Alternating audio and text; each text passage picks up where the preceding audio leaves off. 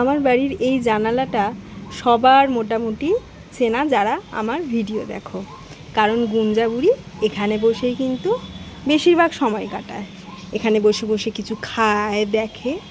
তো আজকে জাস্ট একটু আগে বৃষ্টি এলো, এখনও ঝিরিঝিরি বৃষ্টি পড়ছে। তো আমিও রান্না করতে করতে প্রচণ্ড গরম যেহেতু এখানে এসে জানালায় বসলাম। গুঞ্জা এখন ঘুমোচ্ছে। তো তারপরে হঠাৎ করে এমনি মানে সব সময় দেখি, কিন্তু এই যে আজকে নিচের দিকে চোখ গেল। এটা আমার ফ্ল্যাটের জাস্ট পাশের জমিটা, পরিষ্কার পরিচ্ছন্ন এমনি জমিটা, কোনো নোংরা পড়ে না। কচু শাক হয়েছে।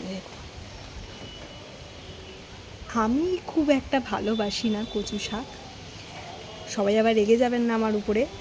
আমি খুব একটা ভালোবাসি না, কিন্তু কৌশিক খুব ভালোবাসে।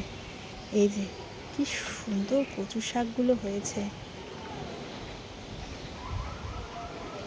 এবং এটা কিন্তু সেই কালো কচু, মানে যে কচু শাক খায়, তো সেই কচু শাক কৌশিক খুব ভালোবাসে। তো ভাবছি এখান থেকে, মানে আমাদের এদিক থেকে কিন্তু টান দিলে 2-3টে উঠতে পারে, একদম লাগোয়া আছে কয়েকটা কচু শাক।